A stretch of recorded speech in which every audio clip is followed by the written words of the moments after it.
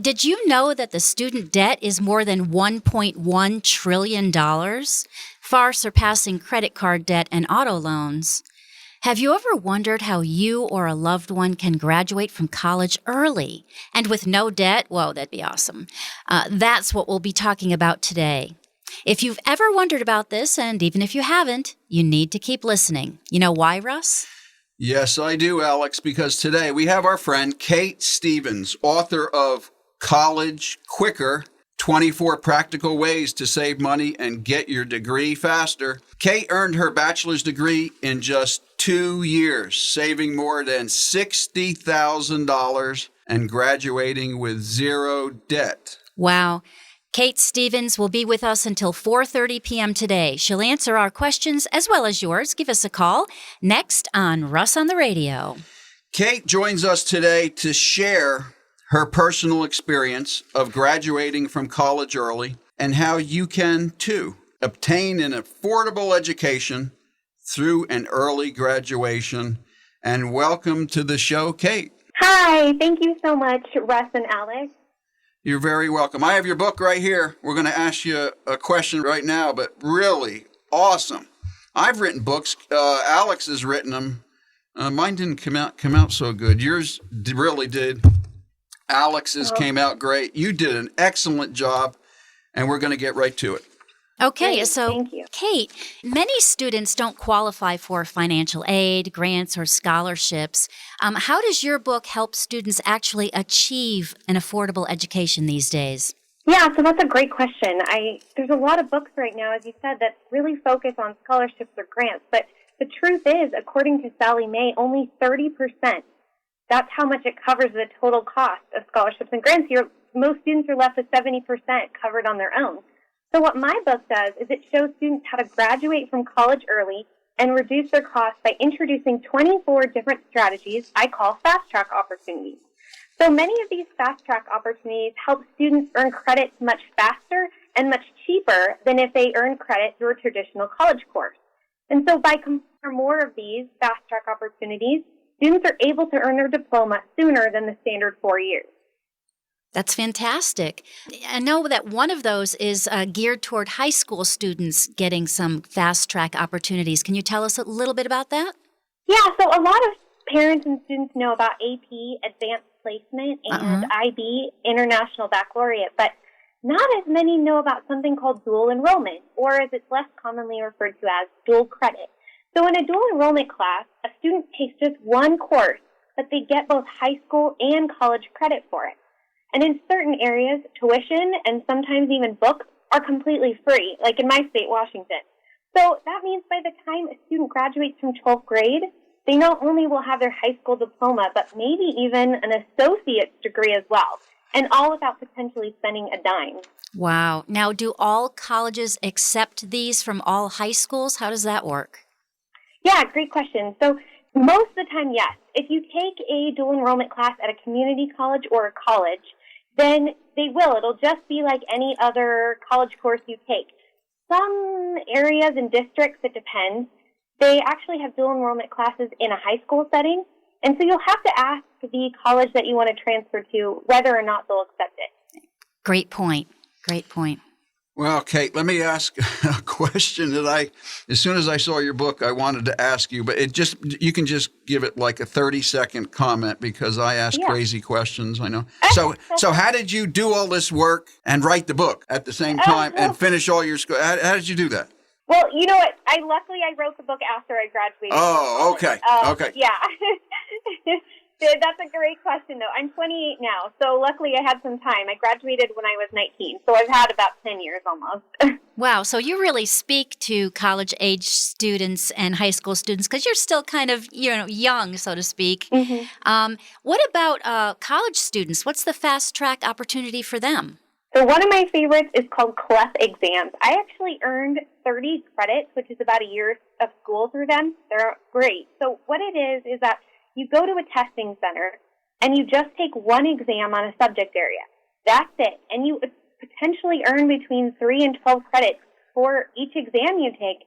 And even the best part is that it's $80 only plus a small administration fee of around $10 to $20. So you're looking at maybe $100 for an entire class in college. That's magnificent.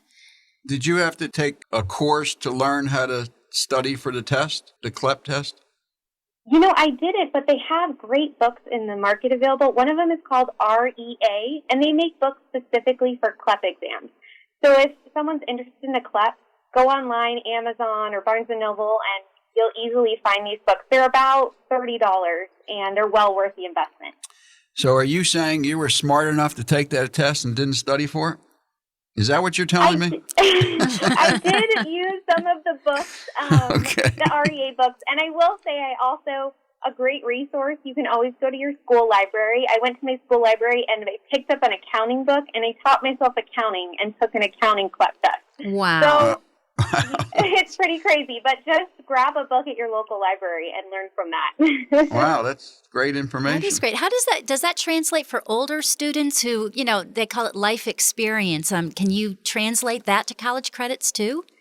Yes, and I feel like those are the people that are actually best suited for it. My husband's he's in school right now, and he's in his 30s, and he's been able to employ most, if not even more, strategies than I did because he had that life experience.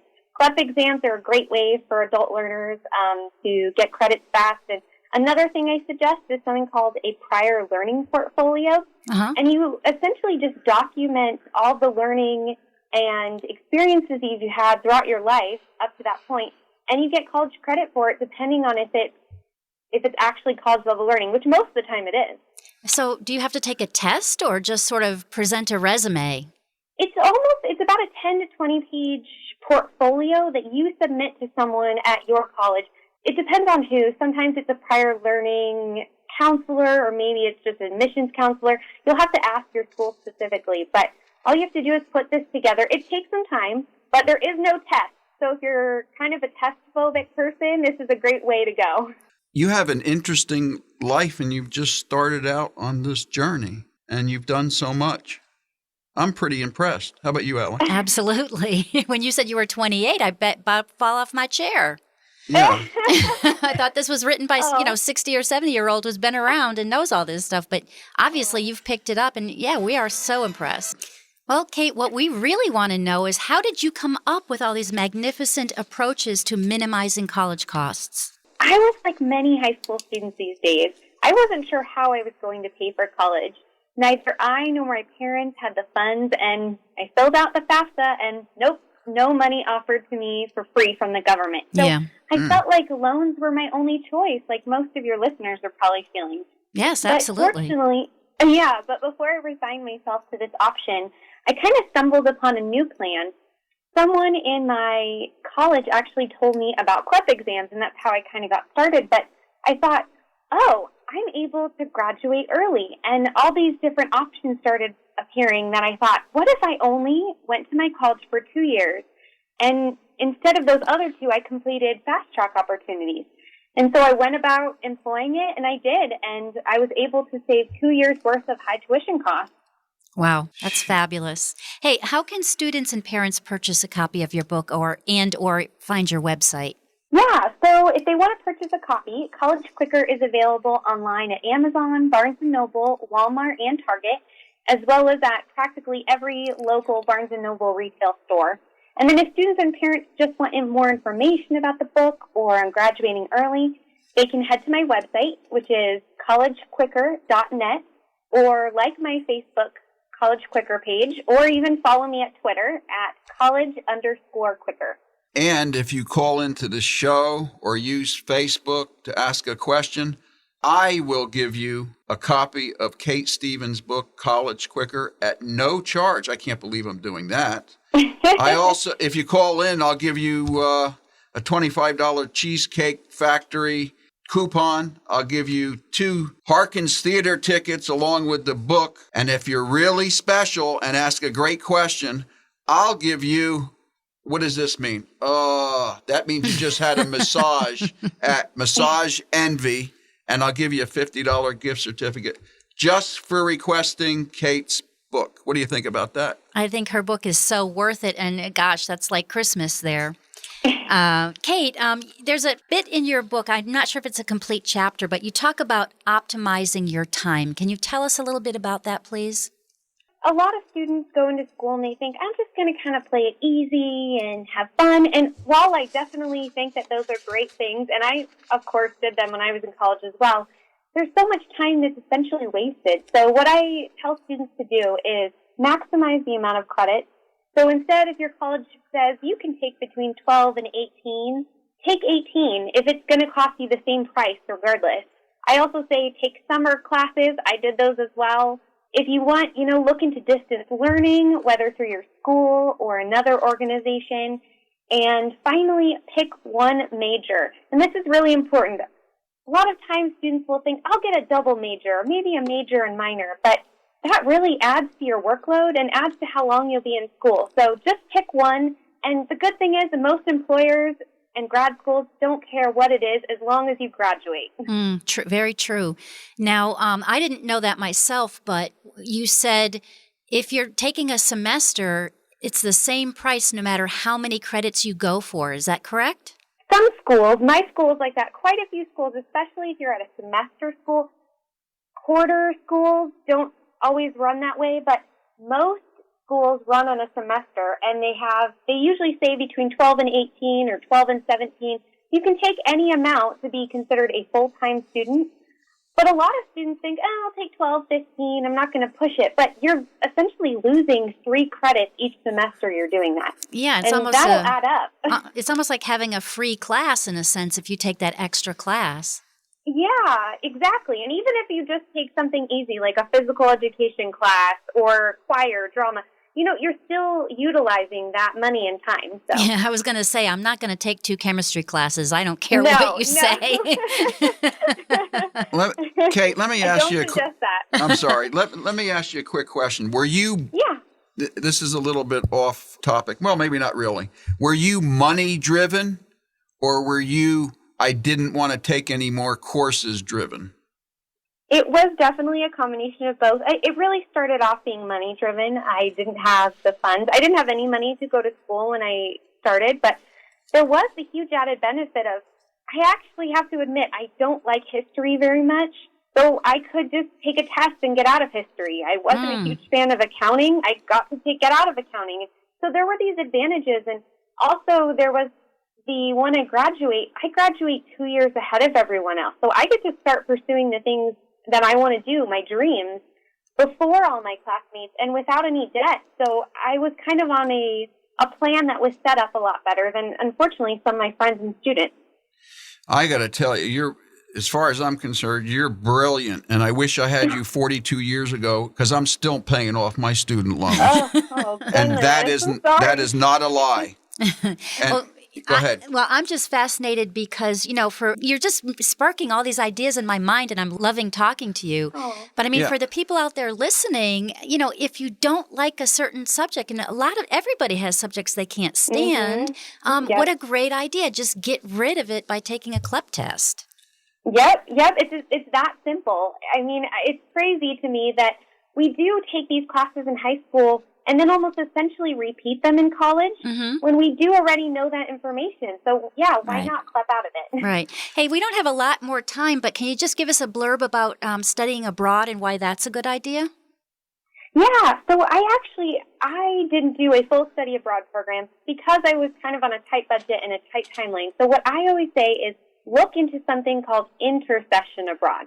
So it's almost a condensed, 10-day, 2-week, close to around their program where you can go visit another culture and see another country, but at a much cheaper cost. And the best part is you can earn a couple credits through it. I went to Europe and I earned, I believe, 2 credits just for 10 days.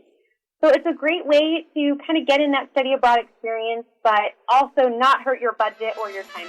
Well, we're out of time, Kate. Will you come back? Definitely. Thank you so much for having me. We loved you, Kate. Thank you. You're listening to Russ on the Radio. Our next guest, Rick Frishman. Oh my, I got to take a deep breath. Best-selling author, publisher, and speaker. Get this. Rick has worked with the top best-selling authors, Stephen King, Caroline Kennedy, Howard Stern, President Jimmy Carter, Sophia Loren, Smokey Robinson, Barbara Bush, Salman Rushdie.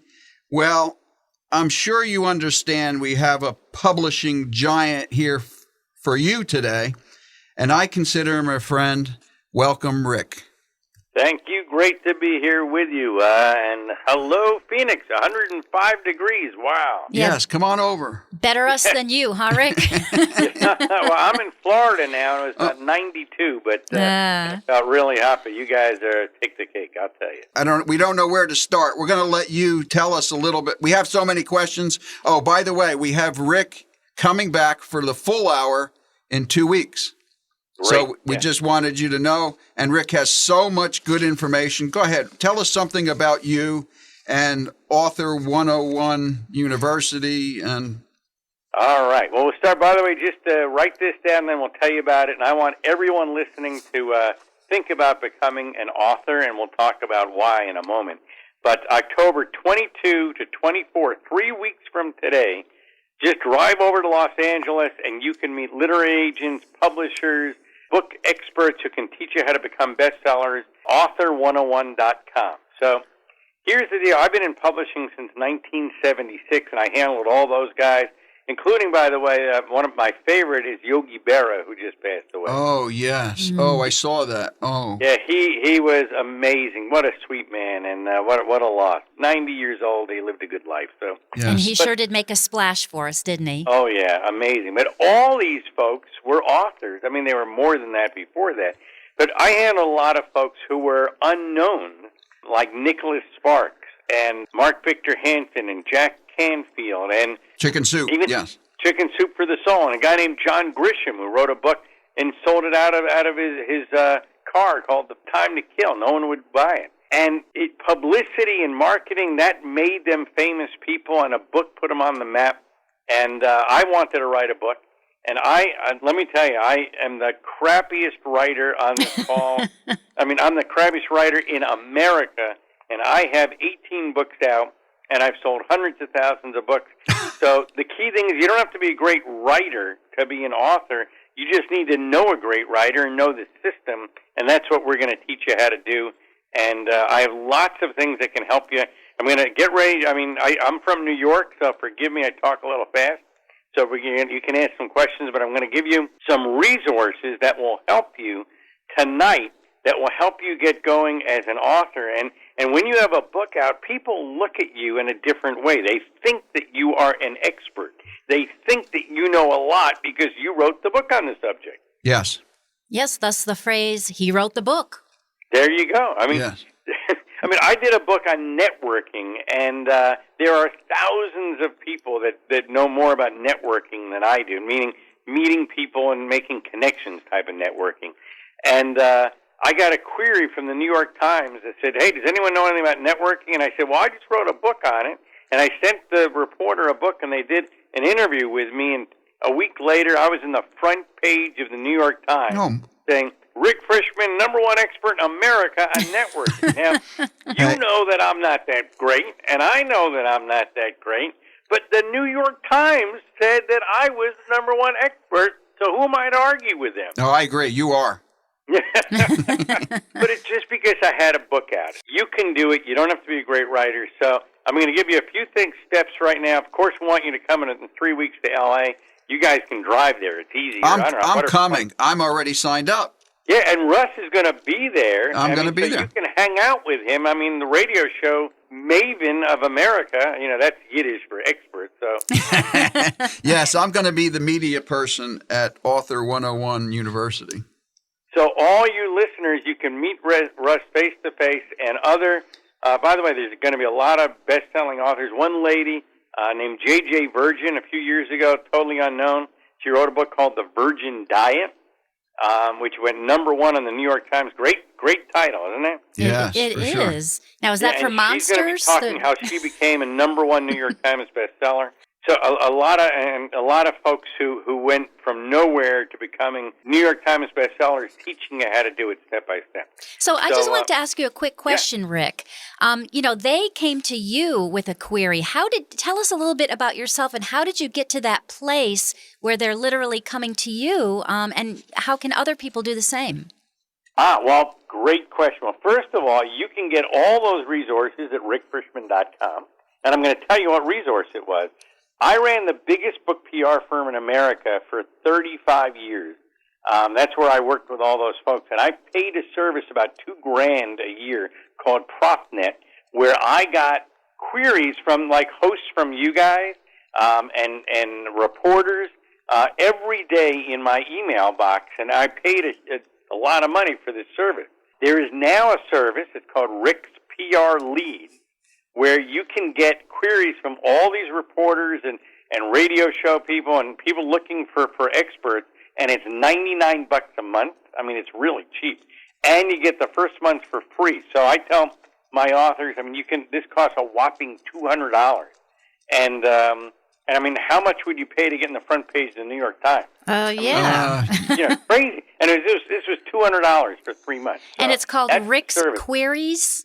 You can get it at Rick's, RICKS, PR Leads, LEADS.com. Okay, wonderful. And that will get you the discount. And by the way, everything is at rickfrishman.com. So in case you just, or even at author101.com, and you can get my free resource list, and it's all there. I have totally it. Free. I have it, and it is awesome. Everything is there. Everything. It's 135 pages long, and it's free. So it's all awesome. right there. Doesn't get any better than that. Could you spell your last name for people who don't know how to spell it? Yeah, that's great. It's Rick, FRISHMAN.com. Perfect. I'm going to give everybody a tip because here's what I want everybody to do. It's like everyone needs to own their own URL, which is the www. So I own rickfrishman.com, but I also have misspellings in my name because you can misspell it. So I need everybody to get their name and misspellings of their name, and I have a URL getter. The URL is just the www, which is the cheapest that I know of. It's only $9.95, and it's rickscheapdomains.com. rickscheapdomains.com. Love it. And we give it away at wholesale. We don't mark it up at all. The cheapest, we're allowed by law to let it out there. So everyone's homework is I want you to get your name, misspellings of your name, and now here's the secret sauce. I want you to write a title for the book that you're going to think about writing. And the title should be 1 to 5 words. That is the secret sauce. So think about it. Blink, Millionaire Messenger, Where's Your Wow? I mean, so 3 words is great. 1 word if it's a novel, but 1 to 5 words, and I want you to own that URL. So if you don't own the URL for the title of your book, it's not the title of your book. So that's your homework assignment, everybody, for tonight, is get yourname.com, misspellings of your name. And here's one more homework assignment. If you have little critters at home called children, get their names as well, because they're going to need it. Because now the first thing anybody does when you're on radio or TV or newspaper is they do a Google search and see what comes up, and you need to have your own website just as a speaker or author, just like mine is rickfrishman.com. Everybody needs to have their own. And that's the first thing we're going to do when we meet you is we're going to check you out and check out your website. I'm a publisher, by the way. I publish 150 books a year. We get about 5,000 manuscripts a year, and we only publish about 150 of them. That's the question I have. If we could spend a couple minutes, I know you're going to be on in 2 weeks, but we're going to have a test case here, okay? We're going to put your mind to a test, and it's an easy test. Okay. My co-host has written a book, Power Tools, and she'll tell you more about it, but I'm pitching for her. And right. So she's self-published. Right. Tell her how to get published, how you could pitch in to help her get published.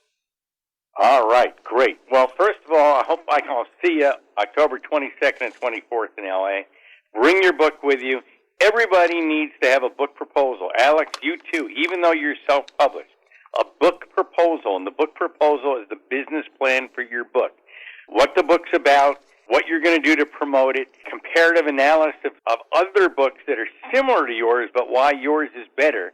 And a publisher like me or Simon Schuster or HarperCollins, we will publish your book if we know that, hey, you got your own radio show. Mm-hmm. You have a fan base. You got people, 10,000 people on Facebook, 100,000 on Twitter, YouTube following, people love what you do, so that when the book comes out, people are dying to get your book. Right. And that's that whole social media thing. If you can prove it on social media, you guys are ready to go, aren't you? Then we're jumping on it. And Yeah. if you've been on radio and TV, newspaper, if you have your own show, even better, because you have hundreds of thousands of people that love to listen to you every week. Mm-hmm. And then it also goes out on the internet, etc.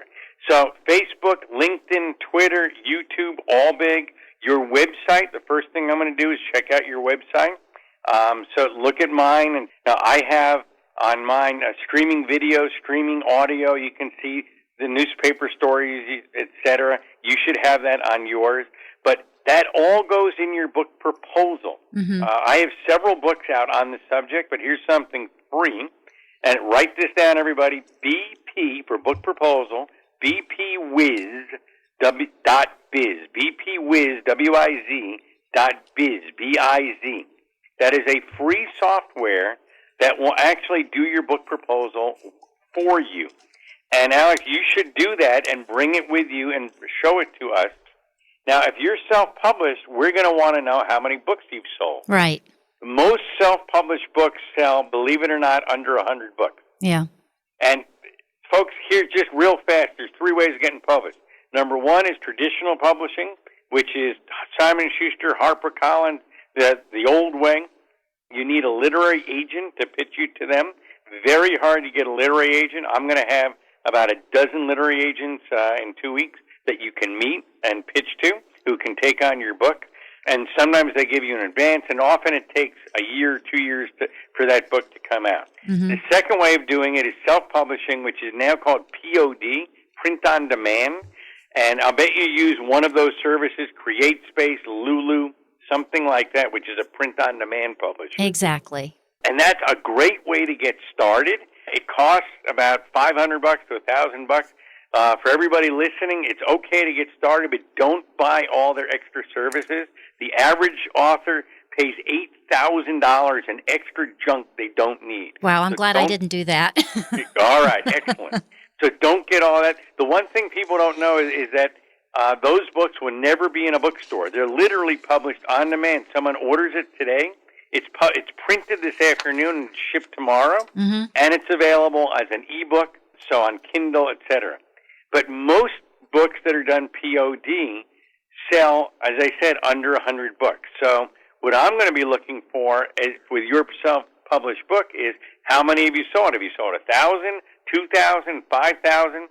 So, and I want to know that you can sell books if I take on your book. Yes. The third way of getting published is hybrid, which is a combination, the best of both those ways, traditional and POD, print on demand. And that's what I am. Our publishing house is called Morgan James Publishing, and you can just go to our site and see it. We're a combination where we don't take your rights. We can get books out very quickly. But again, traditional publishing, it takes about a year to get a book out or 2 years. We can get a book out in about 10 weeks, but you still hold on to your rights, and that's a whole long other conversation. But for most of you guys out there, you don't want to give away your intellectual property rights Mm-hmm. because it's very hard to get them back. Yeah, that And sounds another right. tip, never sign a contract with a literary agent or with a publisher unless you have a literary attorney and or a literary agent at your side to protect you. And I have great literary agents and attorneys that can help you. So there's a great community out there. And the point is, we want you all to get your voice out, whether you're going to publish print on demand, whether you're going to publish hybrid with me and I'm going to pick up your book, or whether you're going to try to get Simon & Schuster to do it. You all have a message to get out, that you want to change the world and help the world, and that's what I want to do for you and help you get your voice out. So, again, we'll be on again in a couple of weeks, but Yes. go to author101.com. It's very reasonable. It's only $3.97. You can bring a guest for free. By the way, if any folks in Phoenix listening, are really having a hard time and feel that they have to be there, send me an email. I'll see what I can work out. I'll even give away 2 free scholarships for people in need. And my email is rick@rickfrishman.com. I answer every email, rick@rickfrishman.com. KFNX listeners, oh my God. Repeat that again, Rick. Okay, it's Rick at rickfrishman.com. RickFrishman.com. And just go to my site, rickfrishman.com. It's on the bottom there. Believe it or not, my phone number is there, and I pick up the phone. I mean, I deal with a lot of big, famous, business people, et cetera. And folks, they say, hey, let's make an appointment to meet, and you can't ever reach them. It's like, go through my secretary. With me, it's like, if you call me, you and I have talked, I pick up the phone. And if I have to go through 3 secretaries and I make an appointment with you for 4 weeks from now, clearly you are much too important to deal with the likes of me. So with me, I answer my emails myself. I answer my phone. I'm here to help you. I know. You even answered my phone call. I was really impressed. Well, yeah, look, I'm just a regular guy. Just, Oh, you're a giant. I got to tell you, folks, this guy, if he wrote the book on networking, now you know why he wrote the book on networking, and he's probably the guy. He is the guy. He is a giant in this industry, and I can verify. If anyone doesn't believe me, I'll send you all the documentation at russontheradio@gmail.com. And I'll send you whatever you need, or you can contact Rick. I'm telling you, this guy's for real. You have a book inside you. You don't know what to do. He does. Well, Rick, I just want to say that you couldn't be more kind. And I was looking at your website, and you have appeared on stage with the Dalai Lama. So that kind of explains things a little bit. Well, that was a cool one, probably the coolest day of my business life. I mean, my daughter just got married. In my personal life, that was pretty cool. But I've been on stage with the Dalai Lama, met him, Richard Branson, and the bigger the people, the kinder they are. It's interesting. Donald Trump did a forward to one of my books. That was an interesting story. But the good people make it. I really believe that, and the people that are trying to do good. My publishing company, by the way, we give a portion of every book that we publish to Habitat for Humanity. Wonderful. And we build houses for folks in Virginia. And after we build a house and put a roof over their head, we give them a library books and try to fill their head with knowledge as well. So the kind of people I'm looking to associate with are those who give back and help and are real. And if you're just, self-important and think, have a huge ego, it's like, that's okay, but go to Simon & Schuster. But Well, I love that because our show is about people who are trying to make the world a better place, and that's the sort of people we want to associate with too. I'm telling you, it's Rick. He fits this show. He really does. And Alex, I'd love you to come too. I mean, we'll get you published, and we'll talk off air, and Rick, we'll get you going. Well, thank you. We'll see you on October 15th at 4 p.m. here, Rick. Thank you, sir. Author 101, we'll see you October 22 to 24. It's worth it just to come see Alex and Russ in person. Yeah, there you go. This is Russ on the Radio. You're listening to Independent Talk 1100 KFNX.